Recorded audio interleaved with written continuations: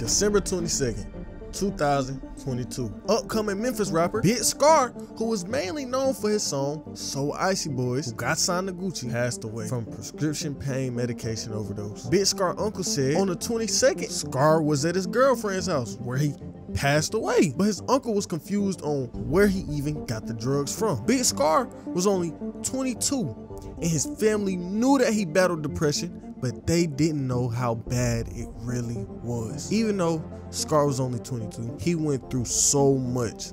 Scarr was born April 7, 2000 and grew up in the Magnolia community of South Memphis, Tennessee. He was one of 9 kids and he stayed with his grandma until he was about 13 when she sadly passed away from stage 4 lung cancer. And this was really like the downfall of this man's life. Like, what you give all this shit back for? My grandma, my baby, raised me from birth to 13. She meant a lot to him, was basically his mama.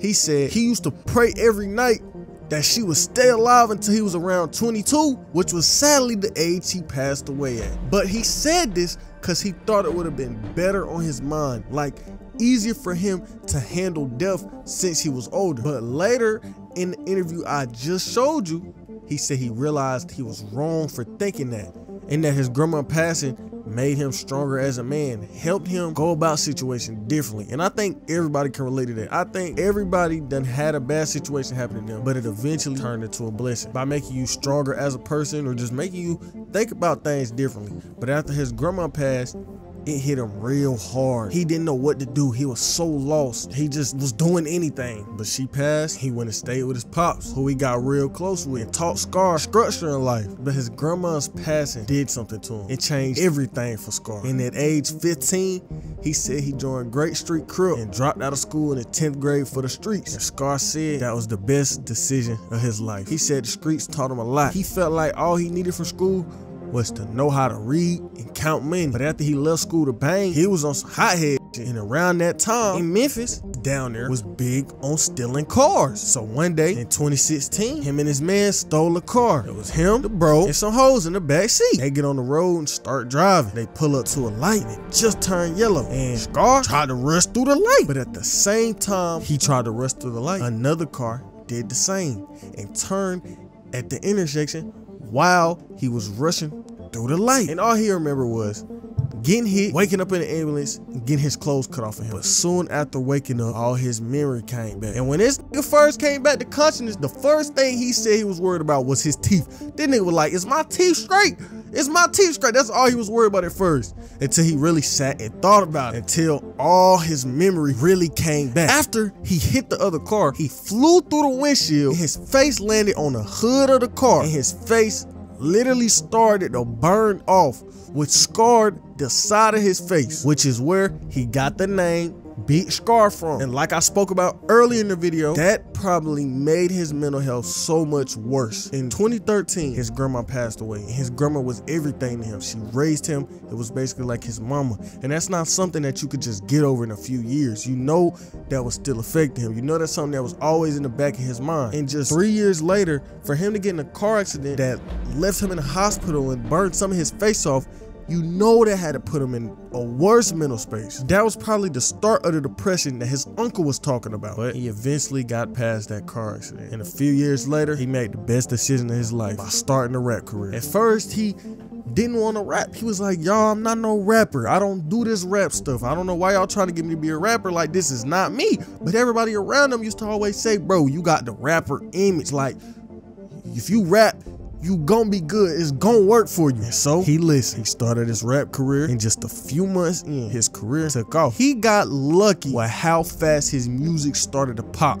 But before he even dropped, he had the feeling in the back of his head it was gonna do decent because people in the city knew him. He had a little city buzz. He was a known nigga in the city. And so it dropped first week with 20K, 30, 50K, and eventually it got the attention of one of the biggest channels in the hip hop space, Tommy Craze. If you don't know Tommy Craze, he's basically a really big reactor, and this not the first time he done boosted a career. But Tommy Craze reacted to Big Scarr song, it blew up, hit 1 mil, 2 mil, 3 mil. It just kept going up. And that's what really put him on. And a few months after that, he was in the studio with Pooh Shiesty. They recorded a few songs and Shiesty dipped. As he was on the way home, he was talking to Gucci, and their conversation turned to Pooh Shiesty telling Gucci he just left the stew with Big Scarr. And Gucci was like, hold up, nigga, turn around, I need to talk to Scarr. Pooh listened to Gucci, turned the V around, went back to the stew. He walked up in there, handed Scarr the phone, told him, Gucci want to talk to you. And Gucci pretty much signed Scarr on the spot. They got on the phone, they chatting it up, talking business. Gucci said, come to ATL right now and pick up your jewelry. But right before him and Gucci had this conversation, something else happened. When Big Scarr started to pop a little bit, everybody used to always tell him, stop going back to Memphis, don't go back there. Niggas do not like you, they hate you. Don't go back to Memphis. Them niggas knew Memphis was a trap and didn't want Scarr to fall victim to it. But Scarr didn't listen. They show you a lot of love up there? And hate. It really more hate than love though. Man, it's like a lot of love turned to hate. I don't know why, but it is. He hit Memphis one day and they found him lacking. Let shots go. In 2020, Scarr got shot in the hip, and while they was shooting at him, you know, he being a human and running from the bullets. And when one of the shots hit him in the hip, him moving caused the bullet to go from his hip into his lung, which caused him to be put on bed rest for a few weeks. And just a few days after getting off bed rest, Gucci made that call. So when he went to ATL to get his jewelry, he still was bandaged up from getting shot. He was still recovering. He was still in pain, but he was about that bad. He made a good decision by pushing through the pain and meeting up with Gucci. And look, even though he might have had all this success, Scarr still got shot. And like I said before, he was probably already in a bad mental space from all the trauma that done went on in his life. And this just added up on top of it. And it started to make him more and more depressed. Even with all this success around him, he's still human. And a lot of people in our community be downplaying mental health like it ain't as important as everything else in life. People just think you got money, you automatically happy. There's nothing that could go wrong. You should be happy. You got money. You got a big house. You got 1 million cars. You got $1 million. You got all these followers, all these views. You should be happy. But life really don't work like that. And I really think that's something that gotta stop in the rap community or just black community in general. I know y'all know what I'm talking about. Eventually, the bad feelings took over and caused him to start drifting toward drugs more and more. And with the newfound rap money coming in, it gave him access to any drug you could think of. Where you going, cuz? Where you going, cuz? Cuz, where you going, cuz? In the months leading up to his death, it really ain't no telling what could have been going on in his mind, what drugs he was on, or anything. And the crazy part is, this year started out so good for him. He had buzz. People liked him. He was an XXL freshman. Everything was looking up for him. Everybody had hope for Scarr. People thought he was next up. We are following more breaking news tonight. This is about a Memphis rapper connected to Young Dolph.